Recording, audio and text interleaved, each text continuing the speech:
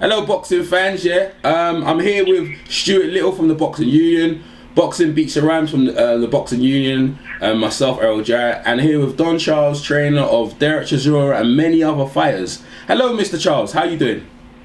I'm very well, thank you. How are you? I'm great this morning. Mr. Charles, you're a very busy man. Let's talk a bit about your actives. How's Dereck going, and how's he getting ready for his big fight? Dereck's good. You know, he's a very laid back character. You know, he works when he needs to work. He's a very good worker in the gym. He's one of the hardest working fighters that I currently train, and he always has had that sort of attitude. His work ethic is second to none. So yeah, he's very good. He's very good at the moment. With KinPin, you mute yourself. Someone muted? Someone needs to mute themselves, you know. And what about obviously the KinPin, that fight? How's sparring and everything getting ready for the KinPin? Yeah, as you know, there was a change of opponents. Initially, we were preparing to fight Rudenko, who pulled out through injury. And then we were then told that we're going to fight the KinPin, as he's known, you know, Mr. Johnson. Kevin Johnson. So, yeah, Kevin Johnson. So we had to obviously employ or draft in a couple of different sparring partners, basically for the style. It's all about styles, you know, who will give us the style we need to be able to deal with Mr. Johnson. Definitely. Okay, go ahead, Beats. Hello, Mr. Charles. Good morning. Yeah, this is Boxing Beats and Rams. I'm kind of shocked at the choice of opponent because Kevin Johnson is not a kind of man you're going to look good against. You can get the job done, but you're not going to look good against. Why Kevin Johnson? And the question is also, why not Kevin Johnson? I hear you. I share your concern, and I share your it's very intriguing in the sense that it wouldn't have been our first choice of opponent, no. But unfortunately, you know, in the boxing world, in the boxing business, the promoters and the matchmakers have a massive, mammoth task in putting fights together at certain points in someone's career. Let's take Dereck Chisora, for instance, who is the current European champion. And I can categorically say to you that there is no takers, there is no heavyweights in Europe who are worth anything, okay, in terms of who are credible to be able to, or eligible to challenge for the European title, yeah? You can't just put a fight on for the sake of it. It has to make business sense, okay? So therefore, anyone in Europe who's eligible or potentially eligible for that European title have declined an offer to fight Dereck Chisora. Okay, so that immediately puts the promoter in a difficult position. He has to put a show on, yeah, yes, and keep his fighter busy. So now, then we start looking into the world, right? Again, it's a question of they make probably about 50 phone calls in order to get a person who will volunteer and say, right, I'll take the fight. Okay, so, you know, it wasn't our first choice. No, it wasn't. But Mr. Johnson, I have to give him credit because when he was called, when he was approached by Mr. Warren and the matchmaker, he obviously chose to say, yeah, I'd like to fight Dereck Chisora. So, you know, obviously in anything we do in life, there's a massive risk. There's a massive risk in taking this fight at this point in time in Dereck's career. Yeah, because Johnson, as we know, is a very difficult opponent. He's a credible opponent. You know, he's fought at world level. He's fought Vitaly Klitschko, took him the distance, and most recently fought the Tyson Fury, and again took him the distance. So he's a very difficult guy to penetrate his defense. But when we're presented with this fight, the question myself and my fighter Dereck Chisora, we sit down, we analyze it.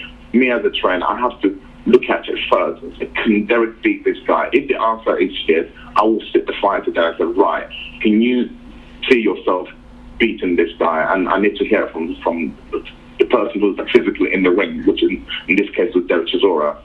Yeah, he believes, he and I believe we have to beat up Mr. Johnson. So, and how do you do it? Which is what then the training side of it is, then you bring a system, a method, in order to stories.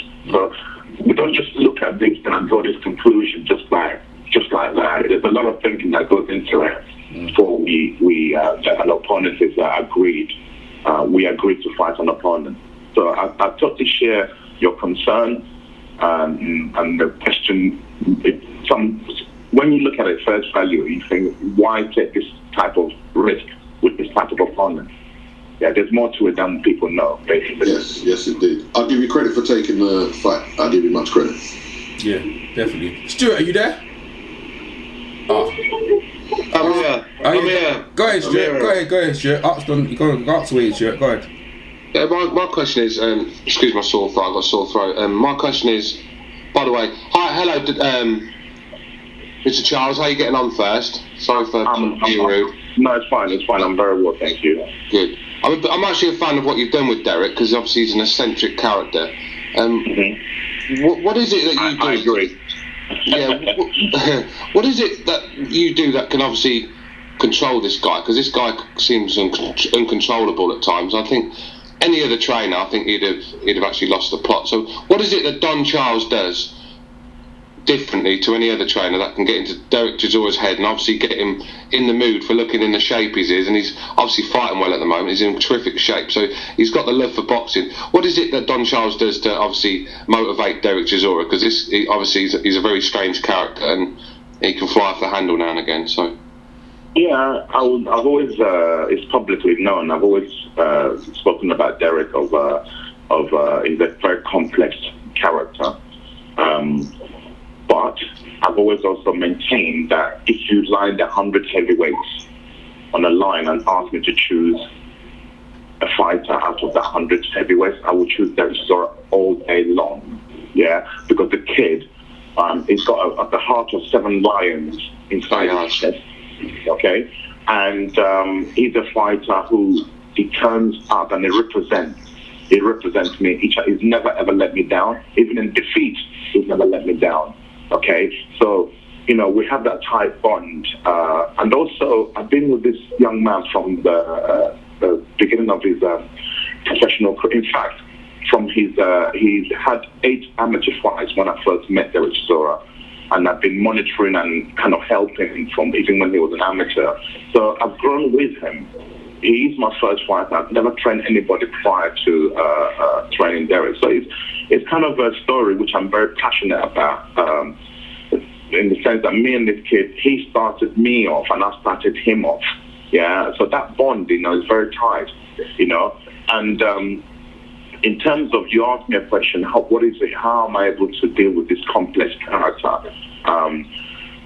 There's a lot of reasons, not just one thing, We're both from the same background. I'm an African man. I was born in Africa, Nigeria, and I came here when I was 14 to England. And Dereck, coincidentally, he's from a different part. He's from Africa, but from Zimbabwe. He too only came to this country when he was 15, I believe. And again, we've gone through the similar type of route from our background, so we can relate in a lot of ways. He's a black man, I'm a black man, I understand the black man's mentality. Okay, so there's a lot of factors what gives me or helps me to be able to train this, successfully train this. He's not a kid anymore. I always use the word kid. I don't mean to belittle him. To train this young man. I can go on and go on, but I've said most of the key things that I believe that aids me to be able to do the job necessary to train Dereck Chisora.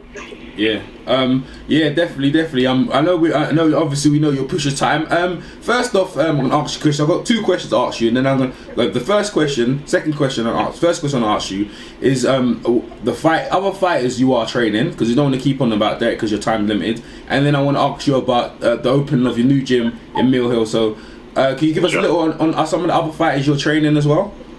Yeah, I have a number of fighters that have gone through me in a short space of time that I've been a professional trainer, and I've currently got a good, healthy stable of fighters.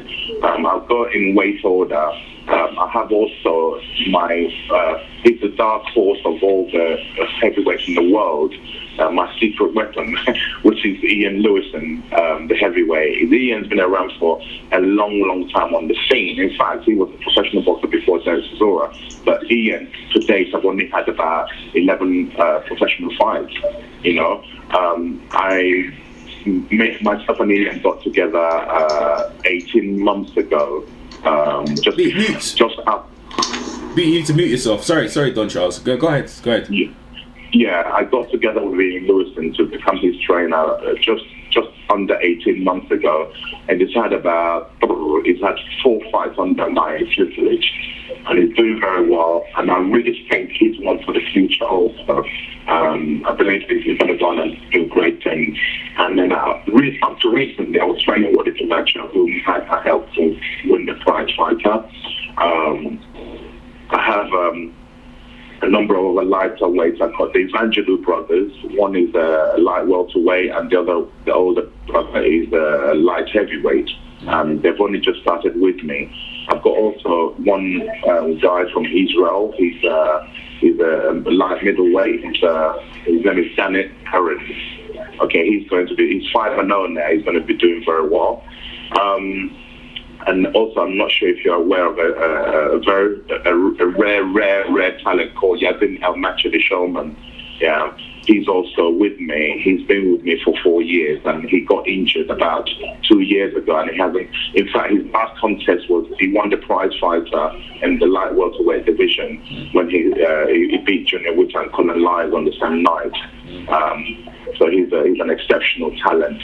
He's still with me. There's been a number of fighters also that's gone through me since my short career so far as a professional boxing coach. Ashley Theo Payne, Ajogo Michigan, Tony Salam. Okay. There's been a number of fighters that have gone through my stable. I'm really, really happy at what I do. I love what I do. I'm passionate about what I do. I just want to train winners. I know everybody wants to train winners, but they're not prepared to put to work and the commitment and the sacrifices one has to make. To these champions are not made overnight. It entails a lot. It entails a lot to build a champion. It really does.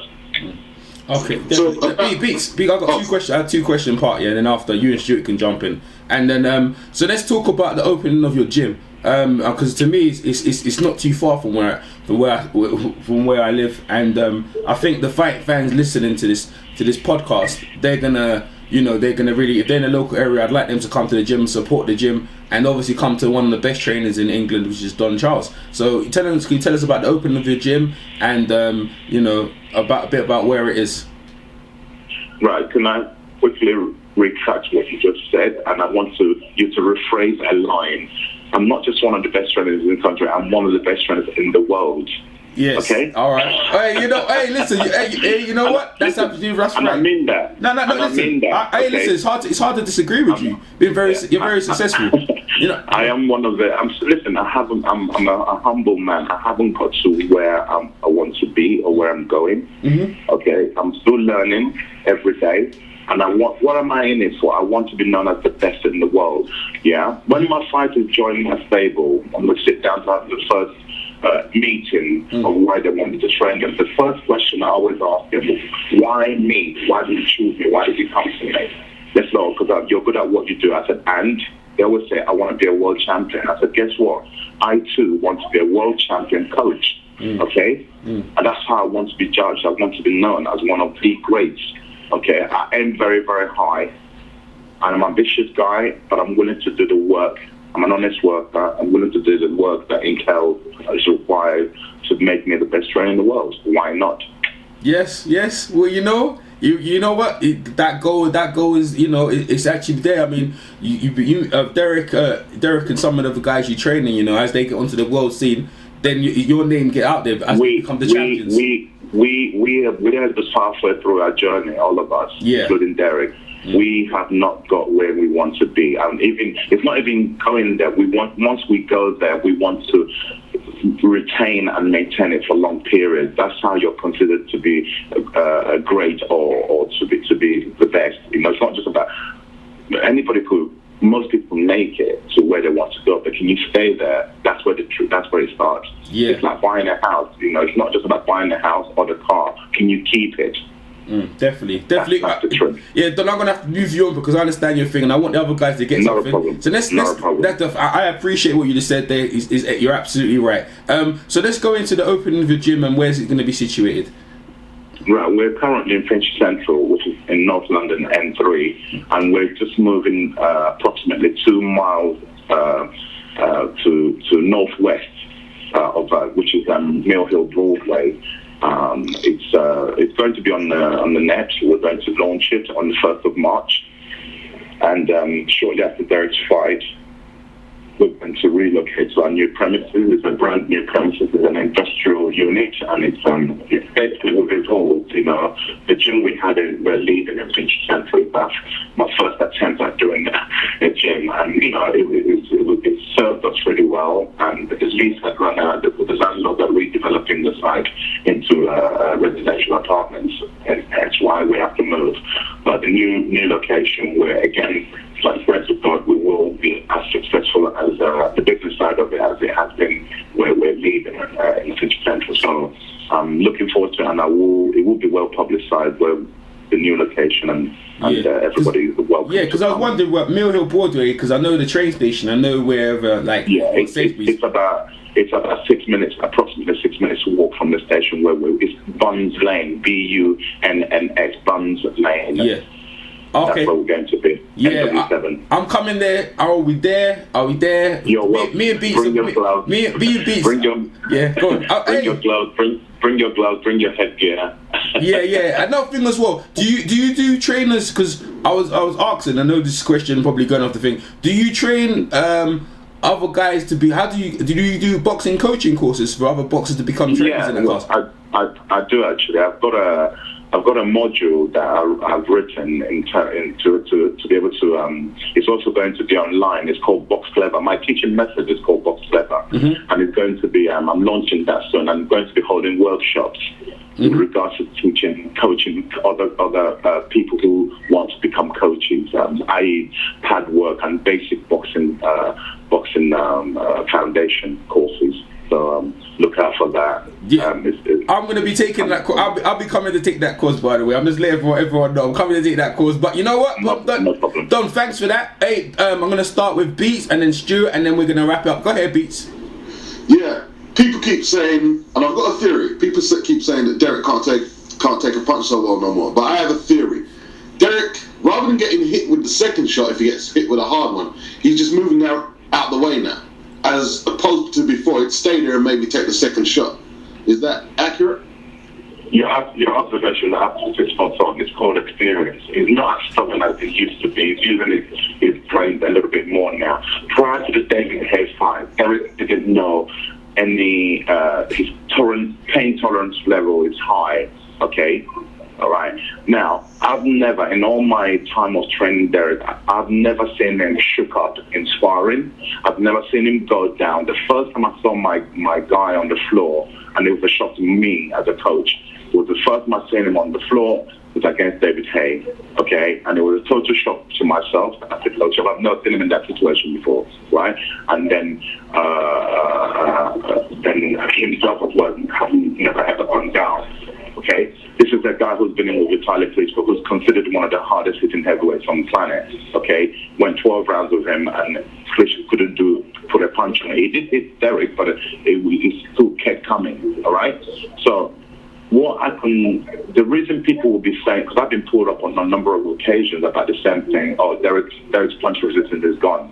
Now, let me tell people who don't actually know what's happening to a boxer, okay, is I believe what's happened to Dereck now, prior to him fighting David Hay, the brain worked in a different way. Now, when he receives a shot, the brain recognizes, oops, I've been here before, I felt this pain, don't like it, and then he reacts in a different way. Whereas before, because he's never been knocked down or out or dazed, the brain, Dereck Chisora original sense would say, fight back straight away. Okay? So now the brain is recognizing the pain and is reacting differently. It's not because it's punch resistance is gone. Okay, he hasn't been in that many wars. For a fighter's punch resistance to go, it means you would have got knocked out several times, or you've been in so many wars. No, Dereck has not been in so many wars for that to happen. And we don't intend for him to be in many wars in the future. He's getting better technically. People keep forgetting this kid did not box till he didn't glove up till he was in his late 18, 19 years old. He didn't start boxing till he was 19 years old as an amateur. And he had 21 amateur fights prior to turning professional. Yeah, to date he's only had 23 professional fights. So collectively he's still amateur and pro. You know, you're looking at 44, 45 fights. That's not a lot. That's still a novice, really. In boxing terms, that's considered a novice. Okay, so people's observations, yes, we do share your concern about him appearing as if his punch resistance has gone. I don't believe, and Dereck doesn't believe it's gone. Yep, that was my theory as well. I just thought from me he was getting a bit smarter. Rather than get hit by the second shot, get out of the range. It makes sense. Last question I wanted to ask. Is the new gym going to be very high-tech, or is it going to have an old-fashioned sort of feel? Right. Basically, I'm an old-fashioned man, and my concept is less is more, simplicity. No, we're not going to go into the market of a high-tech gym. It was never intended for that, because the way, if you notice the trend, the way gyms are going now, even the big corporate gyms are trying to take a leaf out of everybody's independent gyms, where minimalists, people are fed up of all the machines. We're not robots, okay? There's all this strongman stuff now where people are using alternative methods to train. Yeah, so it's basically going back to the organic roots of training oneself. It's not all about big dumbbells and cross trainers and treadmills. No, people want to strip it down to the core, so everything to go back organic again. Even in the way we eat these days, the whole nation, the whole world, everyone starts to recognize that we've gone too far advanced. You know, technology is brilliant. I'm not for once condemning technology, but I think everything's going organic now, and the same with the gym. The way our gym has been and will always be is to keep it raw, minimalist, less is more. Great. Okay, excellent. Stuart, little last question. Go ahead. Yeah, I just want to say a great breakdown from Don there on Beats' question. But my question is, if you could go in a time machine and go back, would you do things different with Dereck? Because obviously he's fought the best heavyweights out there. He's not had many fights. He's done experience, and you know he's held his own. I mean, obviously that punch that he got hit with David Hay by would have knocked a horse out. So, you know, there's no. Do you think it would have been better to obviously take your time with Dereck and build up his name? And because we could be talking of a fighter now, 22-0, with a real big backing and a big name behind him, and obviously for big fights. Obviously, Dereck's still going to get big fights, but do you wish you'd obviously took your foot off the pedal with his career? Because after I think 12, 13 fights, they were sticking him in there with the Klitschko's and things, and Tyson Furies and everything else. What's your opinions on that? Yeah, my opinions is always the same, in the sense that I might find arrogance, not as confidence, or gun-ho. Everything we do is calculated. There's a risk factor in everything. You weigh up your options, and you weigh up opportunities. Opportunities don't sometimes come. We as human beings, sometimes we take things for granted, yeah? Okay, there's a lot of people, a lot of wise heads around Dereck Chisora. His mother, okay, nobody speaks about his mother. He comes from a single parent. His mother raised him in this country, okay, from him coming from Africa to England, yeah. Okay, Dereck he got involved with the wrong crowd earlier on in his career. Please. Stuart, mute yourself, yeah. Go ahead, Don. Go ahead. Yeah, like I was saying, Dereck Chisora, when he first came to this country, got involved with the wrong crowd.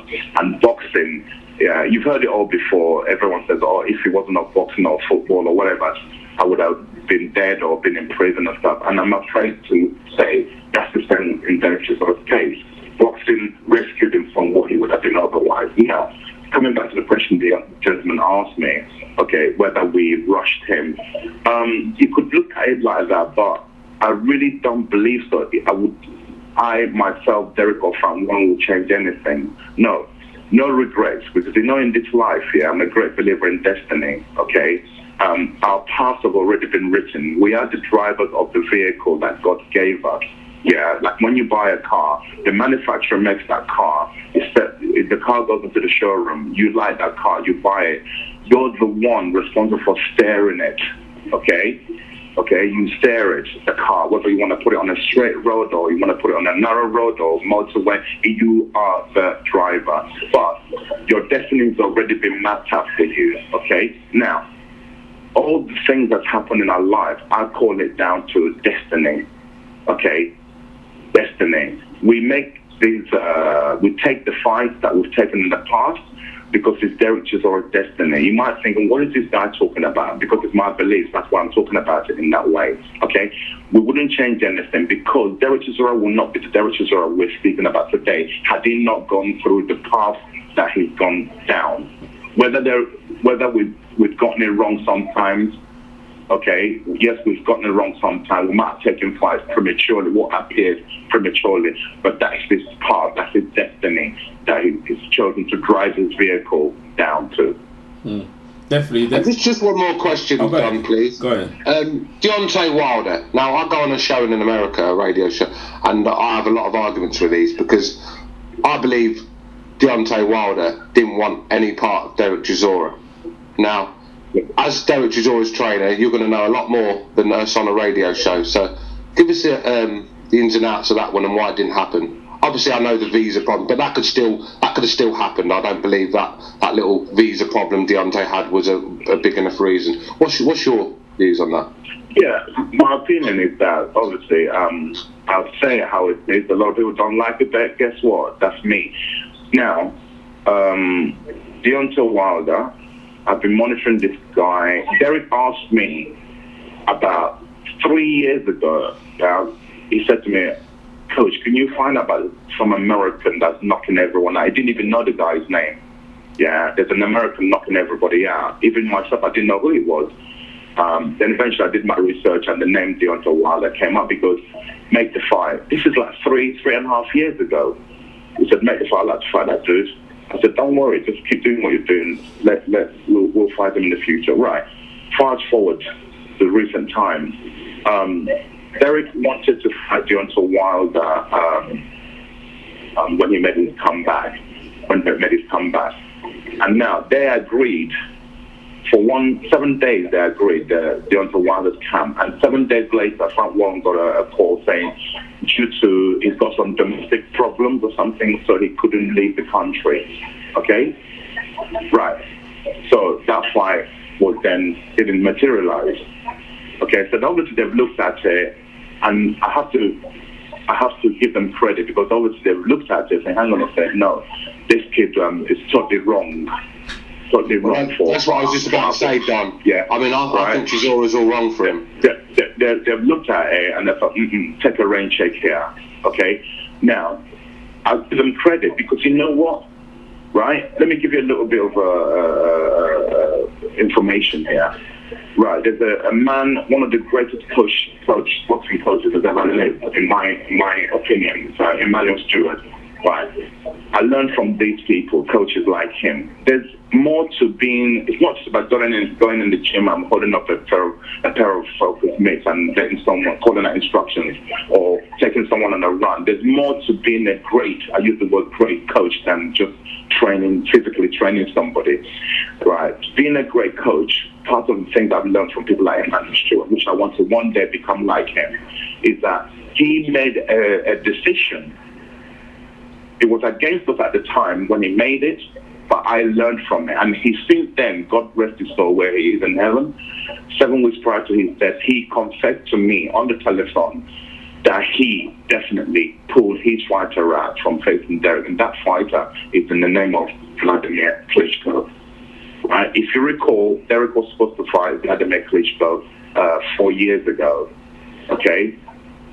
And we went to Germany, we trained in Scotland, and we flew to Germany, Mannheim in Germany, and 2 days prior to the fight was cancelled due to Vladimir sustaining what they claimed at the time, a 2-inch abdominal tear. And we were there was no medical evidence that was the truth. nothing. So we were stunned. We couldn't do nothing about it because Dereck wasn't mandatory for his title.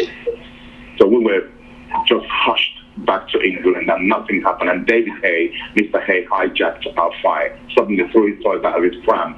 I want to fight Vladimir. I'm the best, greatest heavyweight in the world. So that's why he got the fight with Vladimir instead of us. Because the fight was postponed.